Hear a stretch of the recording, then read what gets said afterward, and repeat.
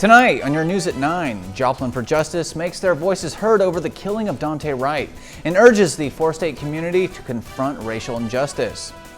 The UK is memorialising Prince Philip as he's laid to rest here in Windsor.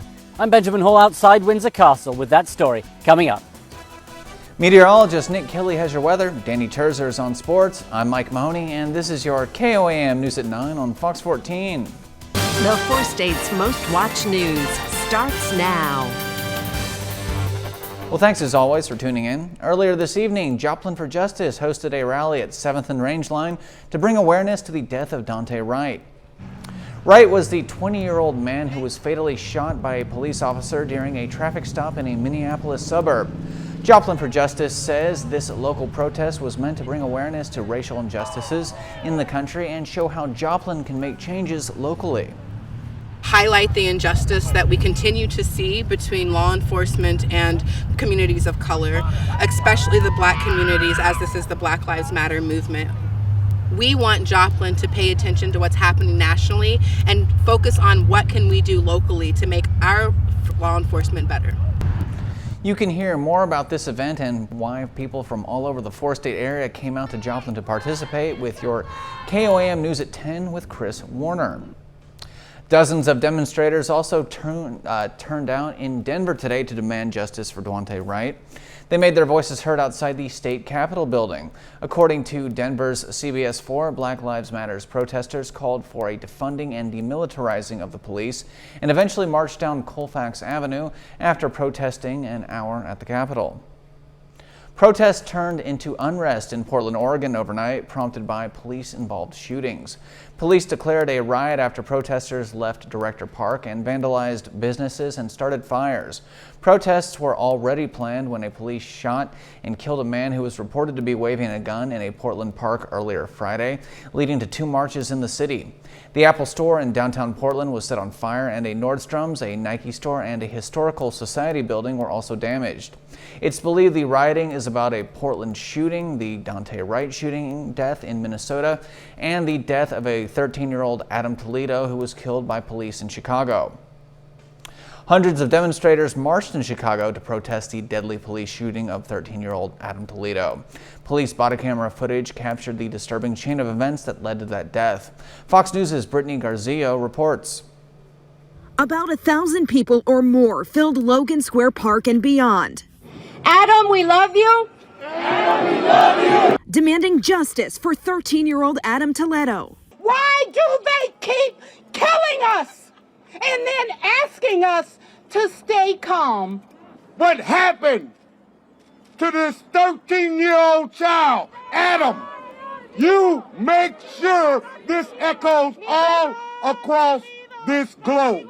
Emotions ran high as speakers called to abolish the Chicago Police Department. Nobody deserves to die at the hands of the police, but especially not kids. And shared their heartbreak for the Toledo family following the release of the fatal police shooting video. Because you can't be afraid to do this work, because so many families have had this happen to them, and they have been in the shadows. People of all ages marched together on North Milwaukee Avenue, holding signs in memory of Adam, protesting peacefully and loudly to make their message clear. We need justice, and we need it now. Chicago protests over the Adam Toledo shooting also got rowdy on Friday night. Thousands of protesters gathered in Logan Square after video of the deadly shooting was released. Chicago's ABC affiliate reports at least 2 people were arrested and one was charged for allegedly being part of a crowd seen pushing and shoving police officers. All right, let's talk first weather and let's talk to meteorologist Nick Kelly. Nick. We had a pretty interesting day, Mike. We had cloud cover try to stick around. At least we didn't see as much rain today as we did yesterday, and that did help us out with temperatures. Started out in the mid-40s this morning, managed to top out at least at 53 degrees this afternoon. Throughout the evening, though, I've been keeping an eye on a few showers that have tried to skirt south of the I-70 corridor. So far, most of them have been falling apart, but as long as it's all from the back wave, or the backside rather, of the wave that gave us the gloomy Friday, I want to hold on to cloud cover. I want to hold on to at least a few chances for a few showers during the overnight. With that in mind, we'll have overnight lows dropping off to 42, and you can see how any slight rain chances we have tomorrow, it's mainly during the morning, and we'll all bounce back into the upper 50s and lower 60s. Unfortunately, Mike, I have more rain in the forecast and even a chance for some snow as we get the week ahead of us started. We'll break down that forecast for you here in a bit. I don't like you saying the S word, Nick. All right. Thank you as always. Funeral ceremonies were held for Prince Philip in England today. The country honored his lifetime of service to the crown and commitment to Queen Elizabeth. Fox News' Benjamin Hall has a recap from outside Windsor Castle. The life of Prince Philip remembered Saturday in a funeral service at Windsor Castle. Queen Elizabeth standing alone to observe social distancing as her husband of 73 years was eulogized at St George's Chapel. This is a man who was her constant companion. You know, he was her confidant, he was her husband, he was the father of her children. Just before the ceremony, a 1-minute moment of silence was held across the UK. The service itself steeped in military tradition. The procession, including servicemen and women from the Royal Navy, Royal Marines, Army and Royal Air Force. Philip spent almost 14 years in the Royal Navy and served in World War II. His cap and sword placed on top of his casket, along with a wreath of flowers from the Queen. It was this life of service to the nation and to help people around him and below him. And that is something very, very special. And I think that's his legacy. COVID restrictions meant just 30 people were allowed in the chapel, including the Queen, her children and some of her grandchildren. Princes William and Harry also seen together following the funeral, for the first time since Harry's bombshell interview, sharing his frustrations with the royal family. Harry's wife Meghan, who is pregnant with the couple's second child, did not make the trip at the advice of her doctor. Prince Philip passed away on April the 9th, just 2 months shy of his 100th birthday. His body will now lie interred in the royal vaults of St George's Chapel until the Queen herself passes away, and then the two of them will be buried together. In Windsor, Benjamin Hall, Fox News. It's now time to honor one of our many four-state heroes. Tonight, we pay tribute to Sherry Petty of Carthage, Missouri. Petty served as a specialist in the U.S. Army and earned an Army Commendation Medal. Thank you, ma'am, for your service and your courage. For more information on all our four-state heroes, or to nominate your own, just log on to KOAMNewsNow.com.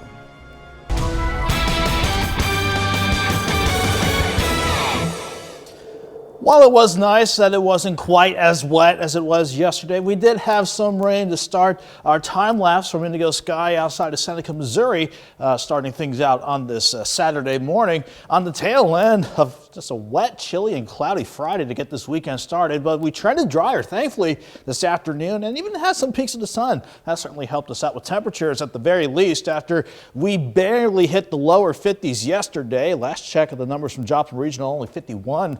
This is where we could top out at yesterday. After dropping back into the mid-40s this morning, we fared a little bit warmer, still chilly, but at least we hit 52, 53 degrees last check at Joplin Regional. But still, we're dealing with a lot of moisture on the backside of that same storm system. So throughout the evening, we have been keeping an eye on not just partly to mostly cloudy skies, but any scattered showers that could try and hold on to survive the journey as they sank south of I-70, south of Junction City, south of Abilene, south of Kansas City, and even south of Columbia. So far, they're having a hard time holding together, but as long as we're dealing with the backside of our last storm system, we're going to have to hold on to at least a few showers throughout the overnight and to start tomorrow morning out. But at least we'll do a little bit better with temperatures tomorrow. After we spend most of the overnight in the mid-40s, we'll drop to about 42, mid-50s by lunchtime, and pushing into the upper 50s and even some lower 60s for some of you as we hit tomorrow afternoon, with thankfully more in the way of partly sunny skies. But let's broaden the view out. Let me show you the surface map to see how we look on this late Saturday night. High pressure centered over Denver. That's what's keeping that westerly and northwesterly wind in place. And even though it doesn't look like there's a whole lot else to talk about, I am definitely keeping an eye on this cold front approaching the Canadian border. That's the front that really wants to shake things up by the time we hit Tuesday.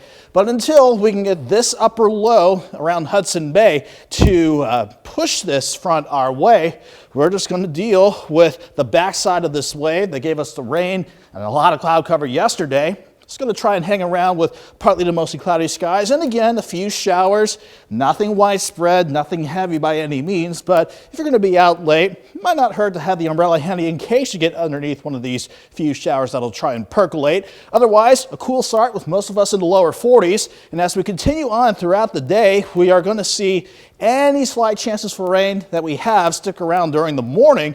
And then as we hit the afternoon, we're going to see those few rain chances clear out. 42 in the morning, 55 by noon, afternoon highs right around 58, a west and a northwest breeze at times to 5 to 10 miles per hour.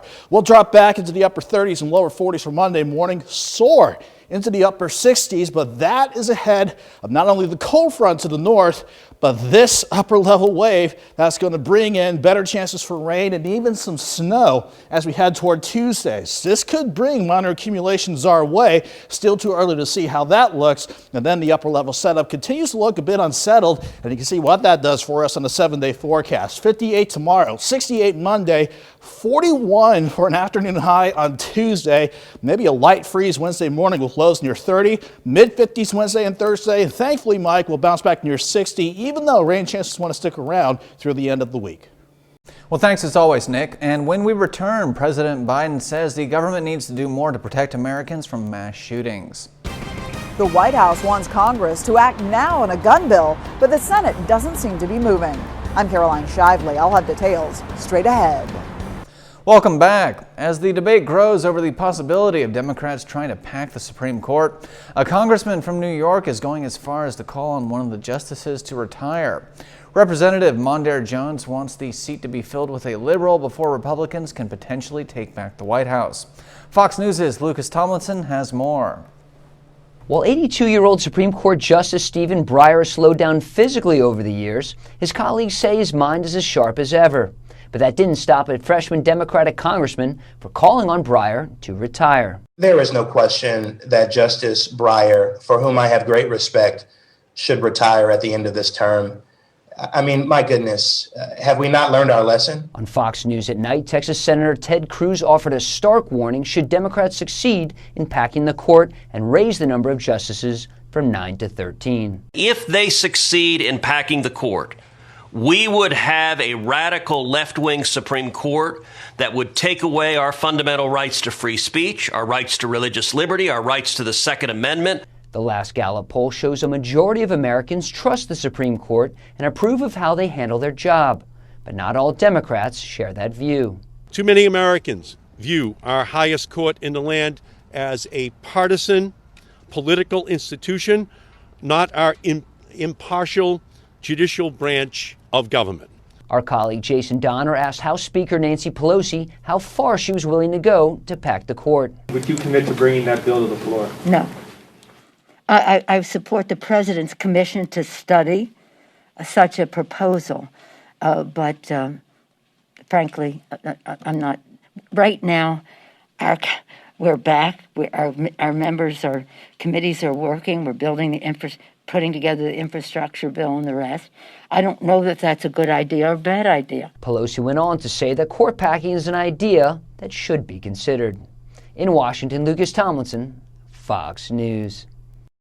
President Biden says the nation can and must do more to act and to save lives following a mass shooting at a FedEx facility in Indianapolis.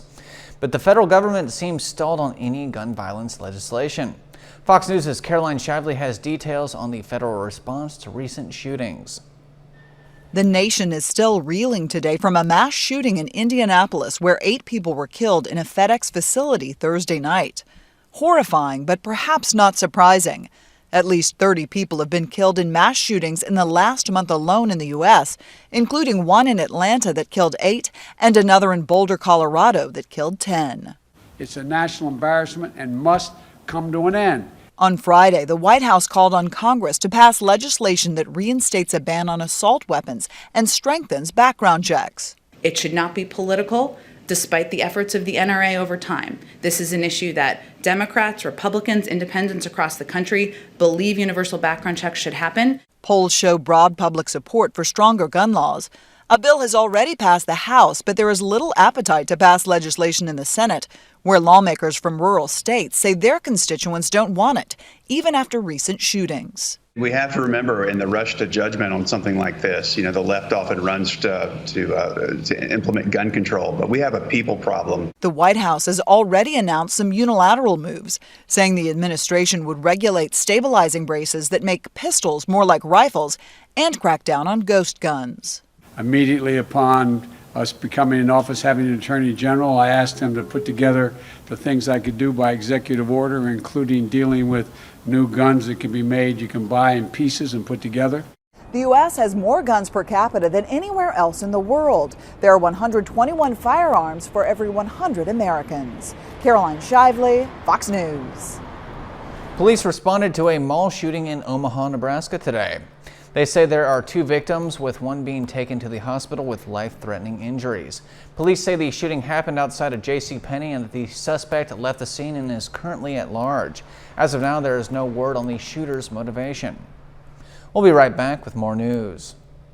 The Biden administration is backtracking after President Biden signed an order keeping the U.S. refugee cap at a historically low 15,000. That limit was instituted by former President Trump. Fox News' Rich Edson has the latest. Officials and agents at the southwest border say they expect this migrant surge to grow. To reduce that flow, the White House announced Monday that the administration had recently obtained commitments from central governments and Mexico.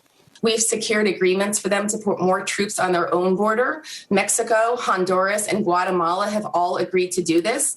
However, diplomats in those countries say the additional security is the result of their own initiatives and not the result of an agreement with the Biden administration. We never described it as a formal declaration or a formal agreement, but additional steps that they were taking to increase personnel at the border. One Republican charges that the White House misled the public to manufacture headlines of diplomatic progress. I don't believe this is genuine or honest in any way, shape, or form. Just as the White House announced it's reversing its pledge to welcome more refugees in the U.S. this year, a group of 36 Democrats, including Congresswomen Ilhan Omar, Alexandria Ocasio-Cortez, among other progressives, urged the president to begin implementing the higher number, writing, quote, "There is immense and growing urgency on this issue. Lives depend on it." And as Democrats and Republicans debate immigration policy, former President George W. Bush asks in the Washington Post, quote, "How is it that in a country more generous to new arrivals than any other, immigration policy is the source of so much rancor and ill will?" The short answer is that the issue has been exploited in ways that do little credit to either party. The former president is releasing a book of paintings and stories about immigrants to the United States. Bush also suggests a secure and efficient border, one that is both lawful and welcoming, an updated asylum process, and a system where undocumented immigrants can earn their legal residency or citizenship. In La Jolla, Texas, Rich Edson, Fox News. At least a dozen migrants crossed into the Rio Grande River into Texas on Friday, hoping to be granted asylum. Officers with the U.S. Border Patrol and Texas law enforcement are continuing to round up migrant families and children crossing into the United States from Mexico. Some migrants have been crossing the Rio Grande River and turning themselves in. Others are hiding in the brush and trying to avoid detection. The Biden administration is making an all-out effort to open shelters for children who have been crossing the border in record numbers. Still to come, it looks like Americans are headed back to the moon's surface. And NASA says Elon Musk and his SpaceX aerospace company will be the ones to get them back there for the first time since 1972. Details are headed your way in just 2 quick minutes. Welcome back to your KOAM News at 9 on Fox 14. It looks like Americans will once again walk the surface of the moon. NASA says it's chosen Elon Musk and his SpaceX aerospace company to build a spaceship which will take Americans back to the moon for the first time in decades. NASA announced it's awarded a $2.9 billion contract to Musk's company. SpaceX won out over Jeff Bezos' Blue Origins and a defense contractor known as Dynetics. SpaceX will employ the use of its reusable Starship spacecraft for the mission to put humans back on the lunar surface for the first time since 1972. The next phase involves testing the technology with hopes of getting to the lunar South Pole by 2024. A panda goes on a mission as Russia celebrates 60 years since it put the first man in space. The panda bear named Ru Yi is having a blast in a man-made rocket at the Moscow Zoo. He spent some time exploring the spaceship and then turned his cosmic adventure into a food fest. The panda got to chow down on bamboo that was used to make the rocket. In the race to space, 27-year-old Soviet cosmonaut Yuri Gagarin was the first man to orbit the Earth on April 12, 1961. The mission marked a historic achievement for the Soviet Union, which beat the United States in a tight race to launch the first human into space. Well, stay right there. We have got a lot more news headed your way, as well as another weather update with meteorologist Nick Kelly and your KOAM Sports Report with Danny Terzer. That's all coming up right here on your KOAM News at 9 on Fox 14. Right after this short break, you will learn why the American Eagle Outfitters CEO thinks U.S. shopping malls are posed for a big comeback. That story and more are next. Florida's governor jabbed the Centers for Disease Control and Prevention over its handling of the Johnson & Johnson coronavirus vaccine pause. Governor DeSantis says their actions have caused the public to lose confidence in vaccination efforts. Fox News' Lauren Green has that story. The Florida governor admits the CDC has had a pretty rough year, but is still accusing them of muddled messaging amidst the Johnson & Johnson vaccine pause. Governor Ron DeSantis targeted the Centers for Disease Control, calling the government agency's handling of the Johnson & Johnson pause horrific and problematic. How they handled the J&J, I think, was a huge mistake. You could have done that in a way that was not going to cause a lot of people to lose confidence. If you look at how people view J&J now, the positive view plunged as a result. The Biden administration on Tuesday ordered states to stop giving the single-dose Johnson & Johnson vaccine after reports of 6 women developing severe blood clots. All the women were between the ages of 18 and 48 and had the rare reaction within 6 to 13 days after being vaccinated. 1 woman died.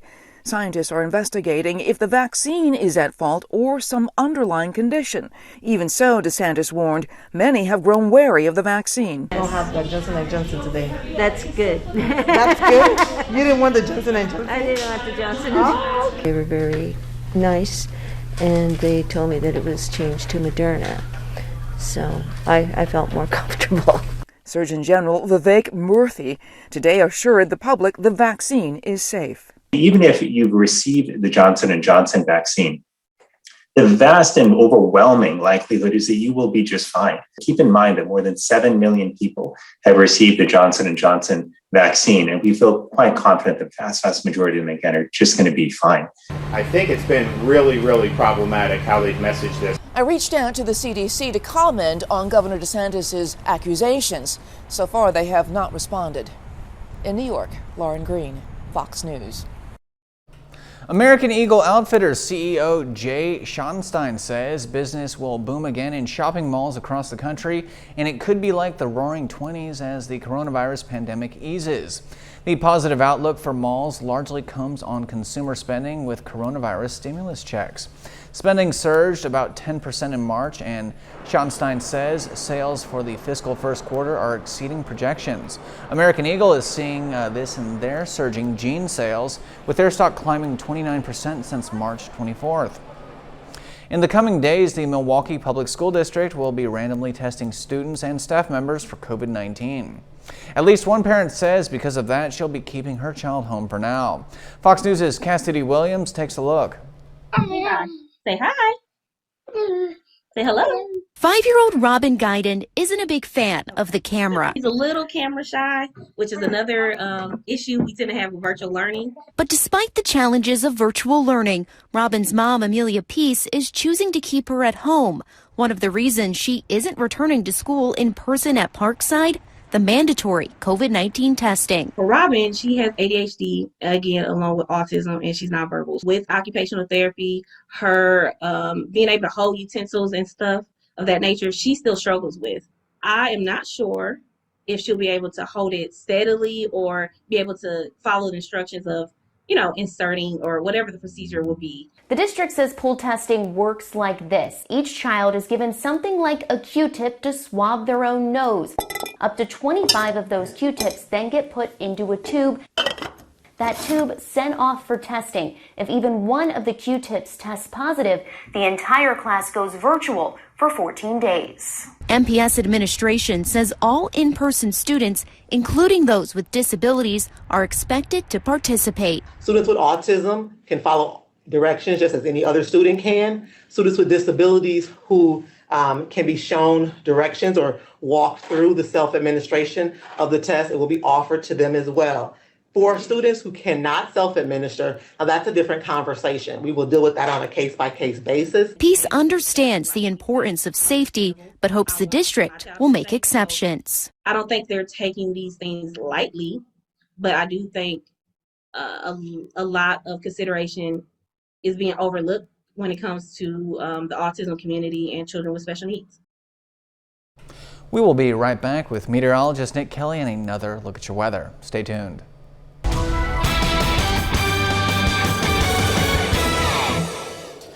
While it was nice that it wasn't quite as wet as it was yesterday, we did have some rain to start our time lapse from Indigo Sky outside of Seneca, Missouri, starting things out on this Saturday morning on the tail end of just a wet, chilly, and cloudy Friday to get this weekend started. But we trended drier, thankfully, this afternoon, and even had some peaks of the sun. That certainly helped us out with temperatures at the very least after we barely hit the lower 50s yesterday. Last check of the numbers from Joplin Regional, only 51.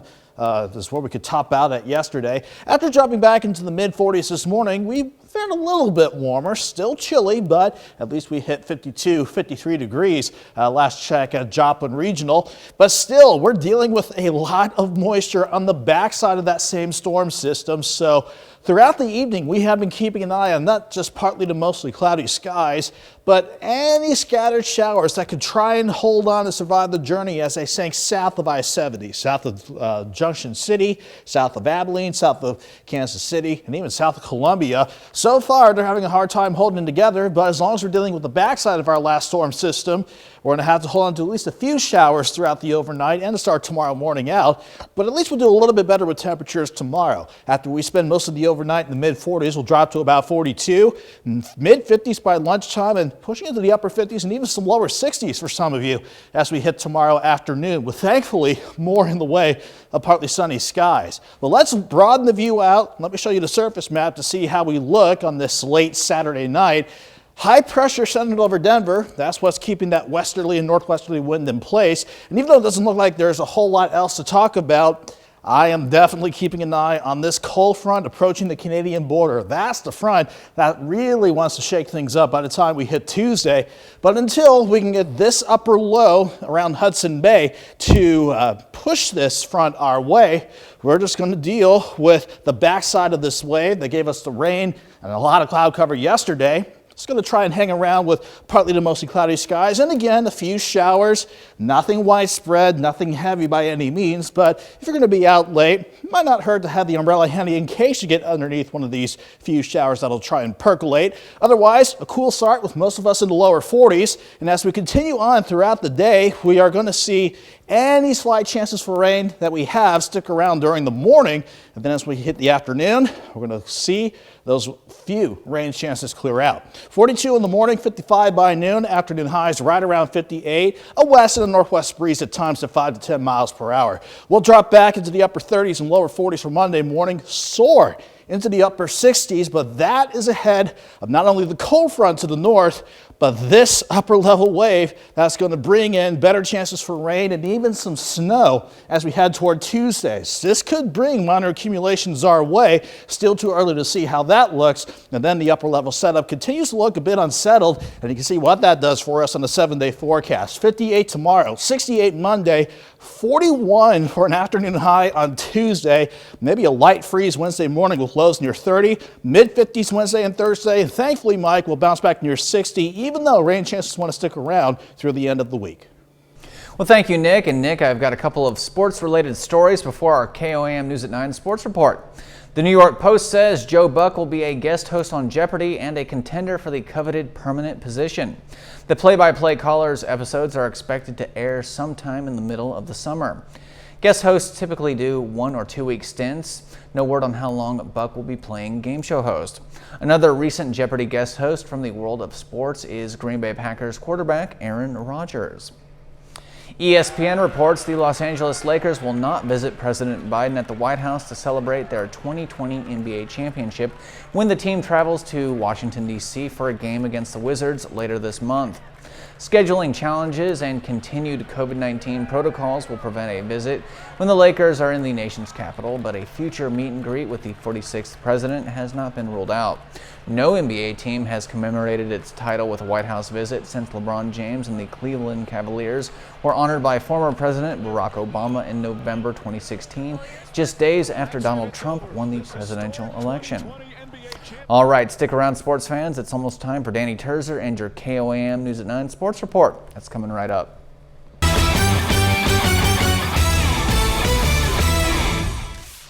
Big conference matchup for Missouri Southern today. They host Northeastern State. The Riverhawks are in second place in the MIAA, with the Lions right on their tail. The three-game series kicks off with a doubleheader. In Game 1, Matt Miller with a nice bunt. Ryan Hunter rounding the bases. Miller is safe. Hunter going for home, beats the tag. Lions up 1-0. Later, Tommy Stevenson up the third baseline. Good for a double and an RBI. Troy Gagnon scores. After 5, Missouri Southern leads 4-0. Zach Parrish keeps the momentum going. 3 up, 3 down. He finishes with 13 strikeouts, giving up just 2 hits and no runs through 7 innings. Lions finish it off. They shut out Northeastern State 5-0. In Game 2, Missouri Southern is kept off the board through 8 innings. They face a 3-0 deficit in the bottom of the 9th. Then Clay Milas hits a 2-run home run to pull it within 1, but the Riverhawks squeak out the win 3-2. Pitt State also home this weekend against Newman. In Game 1 of a doubleheader, PSU tops Newman 13-3. Grayson Pinkett goes 3 for 4 at the plate, driving in 4 runs for the Gorillas. Game 2, Caleb Carr gets a grand slam. This one goes the other way though. Newman pulls out the 12-8 win. At the high school level, Pittsburgh travels to Joplin. The Eagles are 11-4 through 15 games. The Purple Dragons are not quite as far along in their season. Pittsburgh sits at 4-3, looking to add another to the win column today. Top of the second here, Blaine Dunstan to left center. He'll advance all the way to third. Then Cole Jamison gets it through. Dunstan scores. Pittsburgh leads 1-0. Next inning, Purple Dragons again. Tyler Sutton, deep shot to the back fence. That's a double. Braden Benson with a grounder. The throw goes to first, and Sutton comes home. This one stays low scoring. Pittsburgh comes out on top, 3-1. NEO returning home today to face Tyler. The Norsemen are still on the hunt for their first win of the season. Starting in the first, opening kickoff is picked up by NEO, but the ball gets jarred loose. Jeremiah Cooley has it. Tyler turns it into 3 points. Next Norseman possession, Billy Maples rolls out, drops the pass into the end zone. It's picked off by Justice Clemens. No points will come of that though. To the second, Tyler deep in their own territory. Devin Hembry is there for the interception. He takes it to the end zone for the pick 6. Norsemen have the lead. Later in the quarter, Maples drops back, airs it out to Elijah Smoot. He gets up for the big pass. Norsemen take a 7-point lead into the half. Tyler, though, comes back to win it 24-17. We'll be right back with more news. We've all heard that cats have 9 lives, but over in Arizona, there's a dog that has at least 2. You're about to meet a very lovable and very tough golden doodle that was able to survive a 200-foot fall from a cliff. Fox News' Brian Webb explains what happened. They say every dog has his day, and you can tell by the limp and battle scars, Simba sure had his. Really amazing and still unbelievable that he's still with us. The family was sightseeing near Sedona when Wesley hopped on the wall of an overlook, and the friendly 4-year-old golden doodle came charging after him. He was with Ruth at that time, and he raced back towards me and went top up with me and overshot, and it went right over. This is the cliff Simba tumbled down. Wesley estimates it's a 200-foot drop, and they admit they were expecting to find Simba's body at the bottom. Wesley went down the cliff to look for him. I was just praying there and just having believing that he was gonna be all right. I just didn't want him to die alone. When I got to him, I couldn't believe it. Yeah, he was able to raise his head, so I was like, wow. He was wagging his tail when we walked up. Somehow, amazingly, Simba survived, barely strong enough to lift his head and wag his tail. They carried him out by flashlight in an old hammock. But now, after a few procedures and plenty of prayers, this underdog is going home. He has been really precious to me. I moved from New York 6 months ago, so he's like a piece of home. So I'm really glad that he's still with us. Well, that is one tough puppy. The first family's German Shepherd Major will be getting some professional training to help him adjust to his new life in the White House. This comes after Major bit a couple of people last month. A spokesperson for First Lady Jill Biden says private training for the 3-year-old pup will take place in the Washington area, and it's expected to last a few weeks. The Bidens also have a second German Shepherd, 12-year-old Champ. Experts say moving to the executive mansion can be a difficult adjustment for a dog.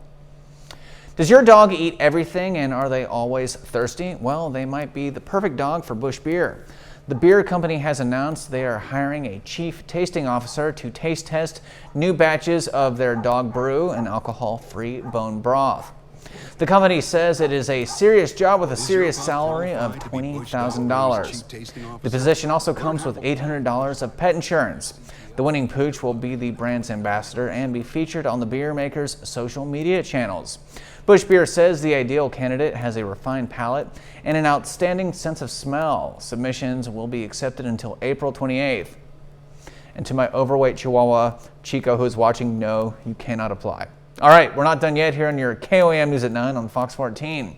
And usually I like to end the show with adorable animal stories, but tonight we have got a guy walking the Golden State Highway. At least he's got an adorable animal costume. You'll learn what the heck is going on when we return. Now here's something you might not expect to see walking along the side of the road. A giant teddy bear that goes by the name Bearson has been walking from Los Angeles to San Francisco, a distance of almost 400 miles. 33-year-old Jesse Larios, a California native, is the man in the costume, and he began his journey on Monday. Larios says he plans to camp during his sojourn and will not be staying in hotels, and his goal is to finish the trip in under a week. Larios also says he's doing this to raise money that will be donated to an undecided nonprofit. All right, well, thanks so much for tuning in on this Saturday evening. We'll see you tomorrow for more KOAM News at 9 on Fox 14. Have a great night, and of course, stay safe out there.